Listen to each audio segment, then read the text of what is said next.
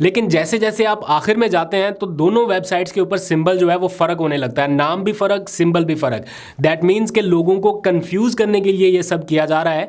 और अगर आप पीटीआई की वेबसाइट पे देखेंगे तो कोई और उम्मीदवार आएगा, अगर आप जाली वेबसाइट पे देखेंगे तो कोई और उम्मीदवार है।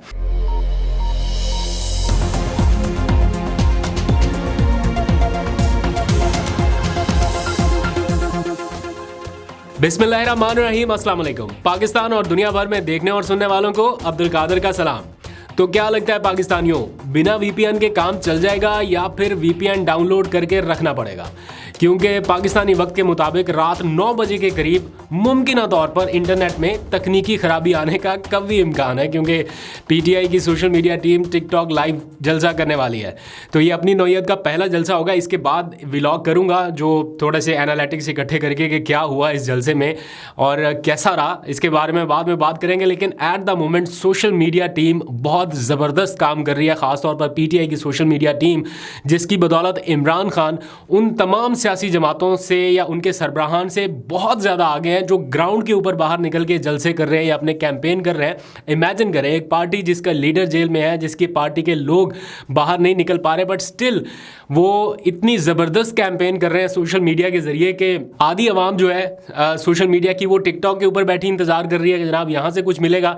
आधी आवाम रात पूरी और अभी भी इमरान खान के फेसबुक पेज पे है और लोग इसी में खुश हो रहे हैं, मैसेजेस कर करके उन्हें लग रहा है कि जैसे इमरान खान ही रिप्लाई कर रहे हैं। मतलब पता है उन्हें कि ये ऑटोमेटिक रिप्लाई है या व्हाटएवर, जो भी उनकी सोशल मीडिया टीम ने वंडर्स किए हैं पिछले दिनों में, उन्हीं का एक हिस्सा है।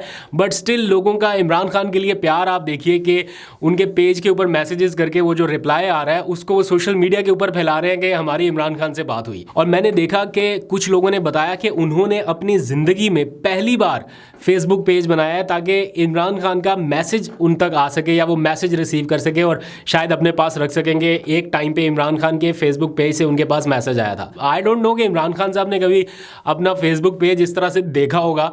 मुझे उनकी टीम के एक मेंबर ने बहुत पहले बता रखा था, बहुत पहले, कि इमरान खान साहब की एक आईडी है जिसके बारे में बहुत सारे लोगों को नहीं पता फॉर सम रीजंस, तो वो उस आईडी से ज़्यादातर सोशल मीडिया को स्क्रॉल करते हैं।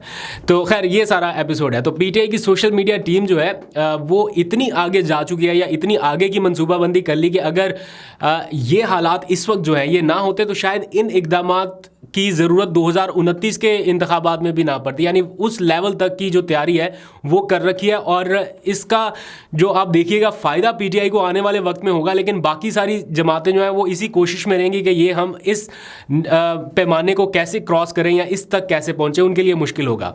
खैर, इसको काउंटर करने के लिए, यानी ये पीटीआई का जो भी इस टाइम सोशल मीडिया का एक एपिसोड चल रहा है, उसको काउंटर करने के लिए एक जाली वेबसाइट मैदान में लॉन्च कर दी गई।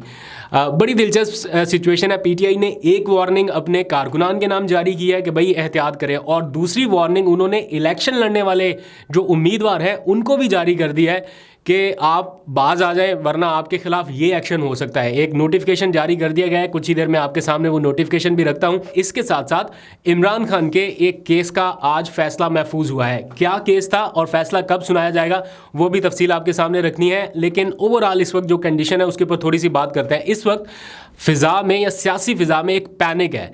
इमरान खान की कॉल के बाद ऐसा लग रहा है कि इंतज़ामिया की दौड़ें लगी हुई हैं और आखिरी वक्त में कई कारकुनान की मुज़ाहमत जो है वो आउट ऑफ कंट्रोल ना चली जाए। यानी वो जो कैंपेन जिससे उसको रोका जा रहा है, कहीं वो कैंपेन के लिए सब मिल के बाहर ना निकल आए। और ख़ास तौर पर इतवार का रोज़ इमरान खान के नाम करने का जिस तरह से ऐलान किया गया है कारकुनान की तरफ से, तो उसको रोकने की कोशिश के तौर पर इस वक्त ये पूरी कोशिश हो रही है कि पीटीआई के उम्मीदवारों को इंतखाबी कैंपेन से रोका जा सके और वोटर्स तक इनके इंतखाबी निशानात ना पहुंच सकें।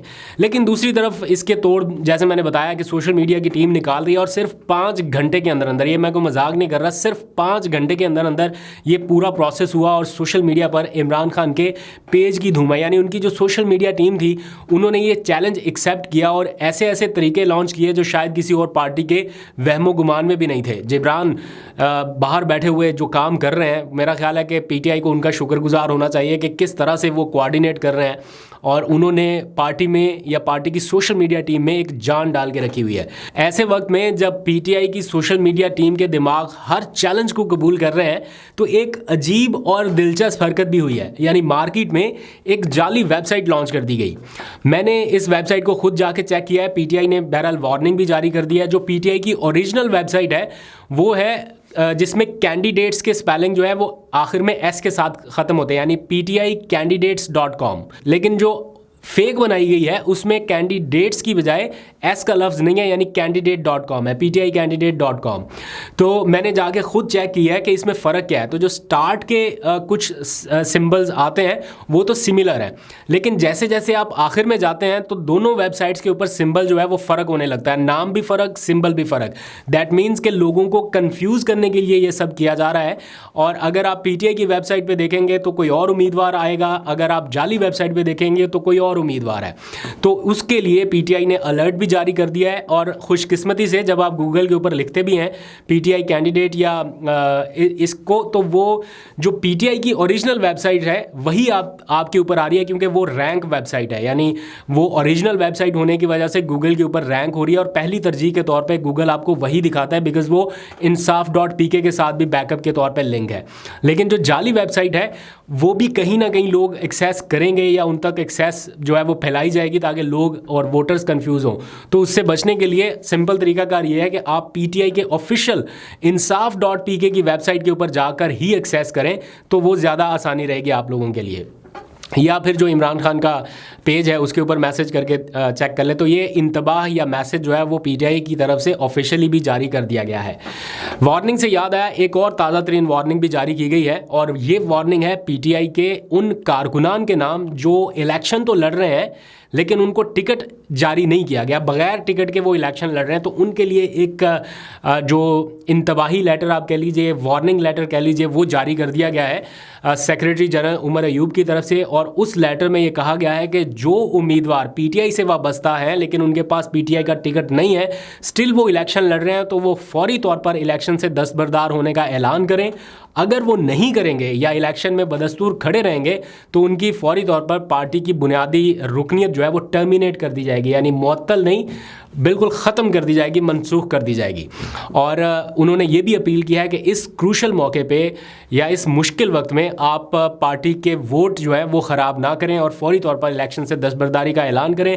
साथ ही उन्होंने तमाम रीजनल प्रेसिडेंट्स को भी खतूत लिख दिए हैं कि आप फौरी तौर पर इस हवाले से कार्रवाई करें और जिसकी रुकनियत मुअत्तल करनी है या मनसूख करनी है, माफ़ कीजिए, टर्मिनेट करनी है, वो फौरी तौर पर कर दीजिए ताकि वोटर्स को पता हो कि कौन पार्टी का असल उम्मीदवार है। अब आ जाइए इमरान खान के केसेस के हवाले से ताज़ा तरीन अपडेट के हवाले से। वो ये कि 190 मिलियन पाउंड और तोशाखाना नैब केस जो है उसमें इमरान खान के जेल ट्रायल के खिलाफ दरखास्त पर आज इस्लामाबाद हाई कोर्ट ने फैसला महफूज कर लिया है। चीफ जस्टिस आमिर फारूक और जस्टिस तारिक महमूद जहांगीरी ने समाअत की और फैसला महफूज किया। पीटीआई के लॉयर ये कहते हैं कि जेल में ट्रायल दुरुस्त तरीके से नहीं हुआ, यानी उसके जो तकाजे थे वो पूरे नहीं किए गए, लेकिन प्रोसिक्यूशन ये कहती है कि तकाजे हमने पूरे किए और यही तरीकाकार है। तो देखते हैं अब आमिर फारूक साहब क्या डिसीजन अनाउंस करते हैं कुछ ही देर में, यानी कुछ दिनों में, कुछ देर में नहीं, कुछ दिनों में ये डिसीजन एक्सपेक्टेड है। मोस्ट प्रोबेबली एक हफ्ता भी लग सकता है और वैसे जो ट्रैक रिकॉर्ड रहा है उसमें ज़्यादा देर भी हो सकती है। दूसरी अहम खबर यह है कि जेल में ट्रायल करने वाले जो जज साहब हैं, एहतसाब अदालत के जज जो इन दोनों केसेस में इमरान खान साहब का ट्रायल चला रहे हैं, वो बाकी के सारे केसेस छोड़ के रोज़ाना की बुनियाद पर सिर्फ इमरान खान के ख़िलाफ़ इन केसेस की समाअत कर रहे हैं, जबकि दूसरी जानिब उन्हीं की अदालत में यानी एहतसाब अदालत में आज के दिन नवाज शरीफ, आसिफ जरदारी, यूसुफ रज़ा गिलानी के ख़िलाफ़ तोशाखाना गाड़ियों के केस में समाअत होना थी, लेकिन वो समाअत बग़ैर कार्रवाई के 13 फरवरी तक मुलतवी हो गई। यानी एक तरफ इमरान खान का केस रोज़ाना की बुनियाद पर, दूसरी तरफ उन्हीं की अदालत में नवाज शरीफ, आसिफ जरदारी, यूसुफ रज़ा गिलानी के केसेस, वो भी तोशाखाना वाले, वो बग़ैर कार्रवाई के मुलतवी हो गए। मैं कई बार पहले भी बता चुका हूँ कि इमरान खान ने तो तोशाखाना केस में कीमत लगवा के उसका तयन करके कानून के मुताबिक चीज़ें ली ना, लेकिन नवाज शरीफ और आसिफ आसिफ जरदारी साहब ने वो चीज़ें ली, वो तहाइफ लिए, गाड़ियाँ ली जिनका कानून के मुताबिक लेना मना है, लिखा गया है कि गाड़ियां आप नहीं ले सकते, और उन्होंने वो गाड़ियां ली। ये ओपन एंड शट केस है। इमरान खान के खिलाफ तो केस ये है ना कि उन्होंने एवेल्यूएशन जो है वो कम करवाई, तो जिसने एवेल्यूएशन की है केस तो उसके खिलाफ बनता है, इमरान खान के खिलाफ नहीं बनता।